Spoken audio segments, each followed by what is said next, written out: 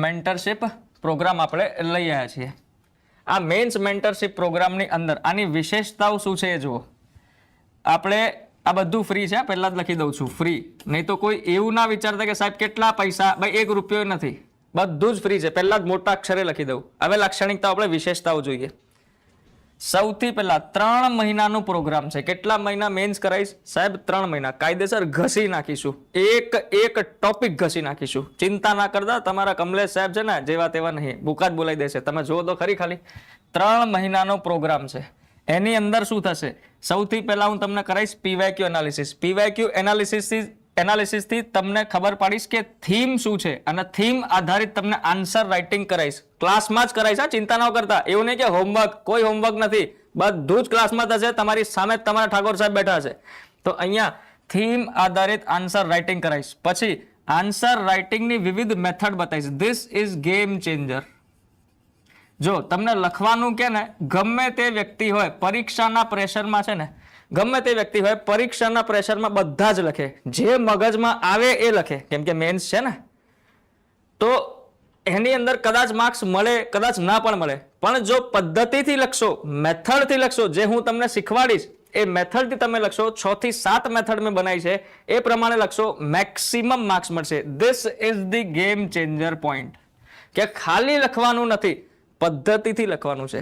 એક હોય લખવું, બીજું હોય સિસ્ટમેટિક લખવું. સિસ્ટમેટિક લખતા શીખવાડીશ, બરાબર છે.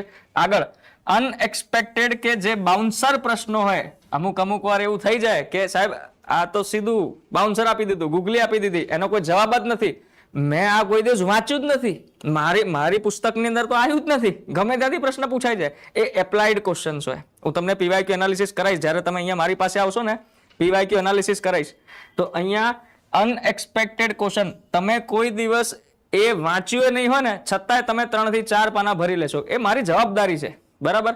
આ કરાઈશ. અનએક્સપેક્ટેડ કે બાઉન્સર પ્રશ્નો કેવી રીતના ટેકલ કરવા, બરાબર. પછી આન્સર રાઇટિંગમાં ડેટા, હમણાં જ કોઈએ મને કીધું, ડેટા, ઉદાહરણ, યોજના વગેરે ઉપયોગ કેવી રીતે કરવું શીખવાડીશ.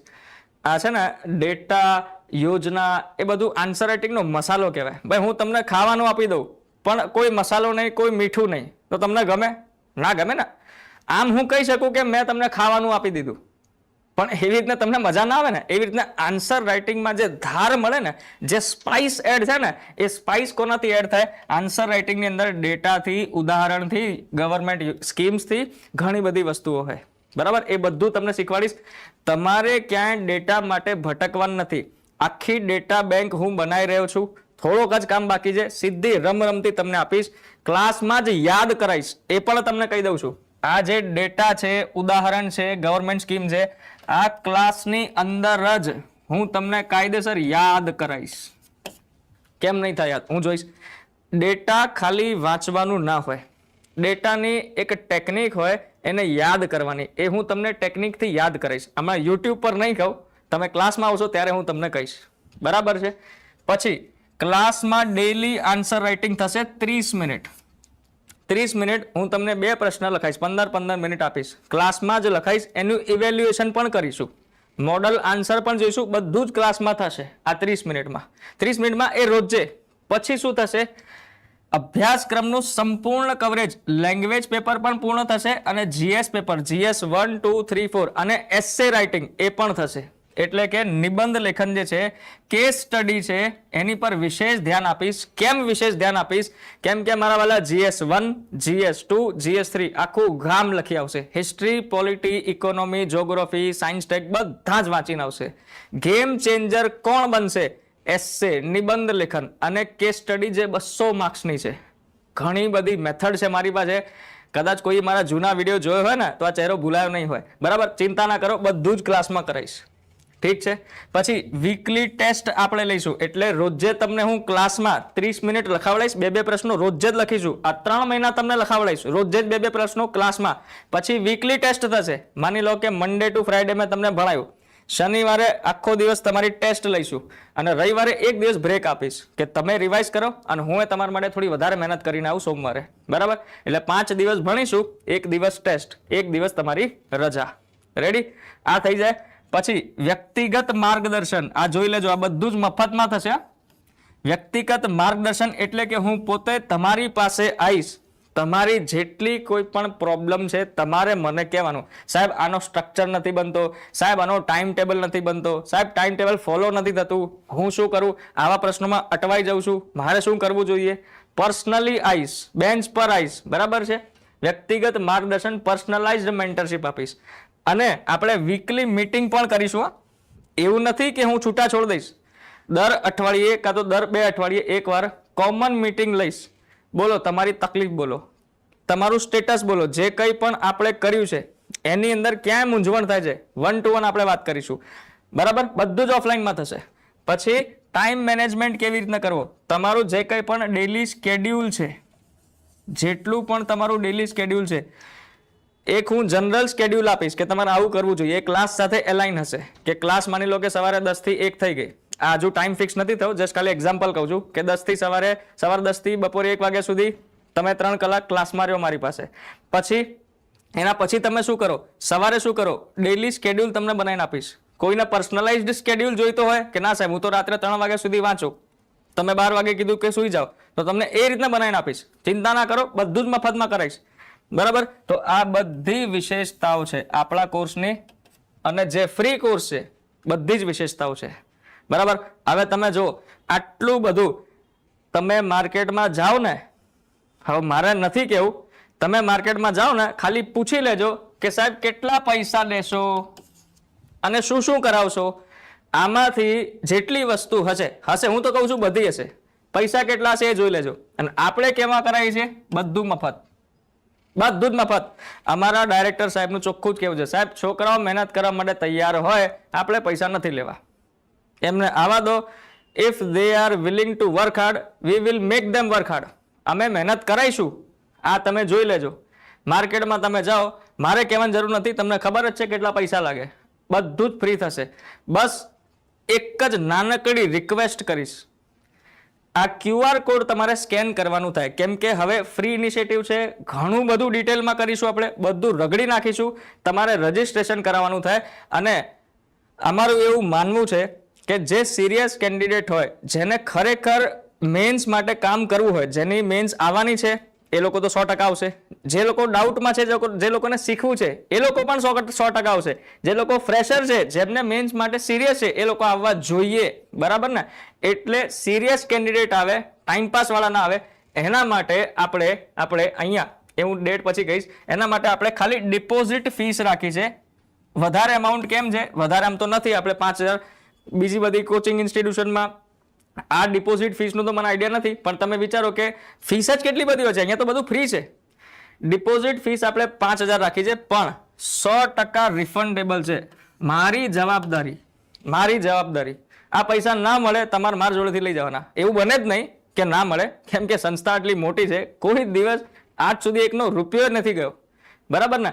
લાસ્ટ ટાઈમ આપણે STI મેન્ટરશિપ પ્રોગ્રામ કર્યું હતું, કદાચ કોઈને ખ્યાલ હોય, STI મેન્સ મેન્ટરશિપ પ્રોગ્રામ, એની અંદર ખાલી 7 જ દિવસનો પ્રોગ્રામ હતો.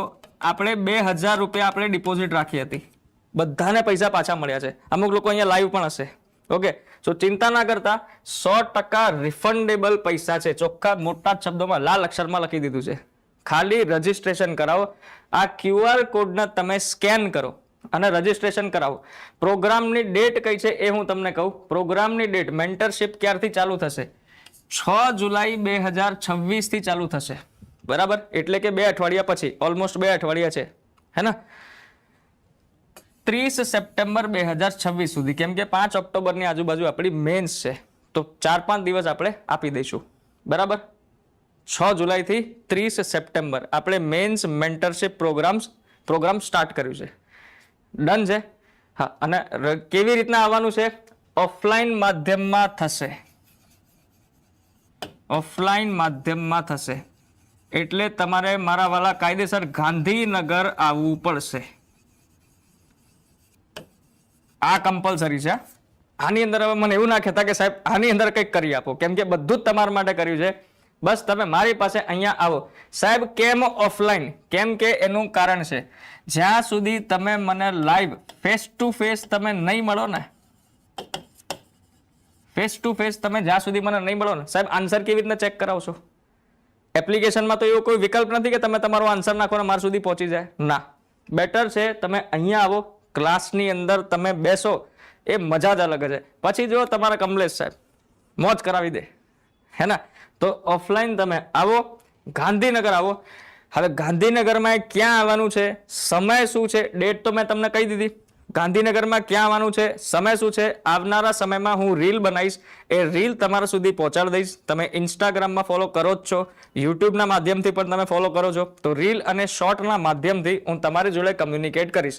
અને ઇનકેસ તમારે કોઈ પણ ડાઉટ હોય તો નીચે કોમેન્ટ કરજો. લાઈવમાં તો હું બધાનો જવાબ આપું જ છું. હમણાં ખાલી 2 મિનિટ તમે ઊભા રહી જાઓ. લાઈવમાં તો તમને મળે જ છે આન્સર, પણ જે લોકોને કદાચ લાઈવમાં એકાદ આન્સર મારથી રહેવાનું ચૂકાઈ ગયું, આપવાનું ચૂકાઈ ગયું હોય, તો તમે નીચે કોમેન્ટ બોક્સમાં, જે લોકો રેકોર્ડેડ જોવે છે, કોમેન્ટ બોક્સમાં લખો, બરાબર? હું રિપ્લાય અપાઈશ. ક્લિયર છે? હું પર્સનલી કોમેન્ટ વાંચું જ છું બધાની, સો ચિંતા ના કરતા. બસ મારી પાસે અહીંયા ઓફલાઈનમાં તમે આવી જજો, ગાંધીનગરમાં આવી જજો. અને મહેરબાની કરીને રાહ ના જોતા, આજથી રજીસ્ટ્રેશન સ્ટાર્ટ થઈ ગયા છે. આ વિડીયો પછી, ઇવન વિડીયો પહેલા જ આપણે રજીસ્ટ્રેશન વિન્ડો ઓપન કરી દીધી છે. 6 જુલાઈ આપણું પ્રોગ્રામ ચાલુ છે, એટલે કે 5 જુલાઈ 2026 રાત્રે 12 વાગ્યા સુધી, રાત્રે 12 એટલે 12 AM થઈ જાય, રાત્રે 12 વાગ્યા સુધી અહીંયા 6 લખી દઈએ કેમ કે ડેટ ચેન્જ થઈ જાય, એટલે રાત્રે 12 વાગ્યા સુધી આ વિન્ડો ચાલુ રહેશે. ડન છે? પછી એવું ના કહેતા કે સાહેબ હવે રજીસ્ટ્રેશન રહી ગયું છે, હવે શું કરું, હે ને? એવું ના કરતા. મહેરબાની કરીને હું તમને કહીશ, રિક્વેસ્ટ કરું છું, બધાને રિક્વેસ્ટ કરું છું, આટલું બધું અમે તમારા માટે કરીએ છીએ, તમે આ ખાલી કરી દેજો, ડિપોઝિટ ભરી દેજો. કેમ કે સિરિયસ કેન્ડિડેટ જોઈએ છે. ખાલી મજાક મસ્તી નહીં. મજાક મસ્તી તો હું ક્લાસમાં એટલી કરીશ, તમે મોજ કરશો. રિફંડેબલ છે, ક્યાંય નહીં જાય પૈસા. આજ સુધી કોઈના ના ગયા છે, ના કોઈના જશે. બરાબર? આવી જજો ગાંધીનગર. ઓકે? હવે કોઈને લાઈવમાં કોઈ પણ પ્રશ્ન પૂછવો હોય તો તમે કોમેન્ટ બોક્સમાં લખો, હું તમને બધાને જવાબ આપીશ. અહીં મારું જે એનાઉન્સમેન્ટ છે, આ જે ગિફ્ટ છે, એ આવી ગઈ. ડન છે? પહેલા તમે મને એમ કહો, આ પ્રોગ્રામ કેવું લાગ્યું, એનો રિવ્યુ તો આપો. તમારા માટે આટલી મહેનત કરીને મેં બનાવ્યું છે, આ મારી મહેનત છે. તમે મને એમ કહો, આ પ્રોગ્રામ કેવું છે, કઈ બાકી છે આની અંદર?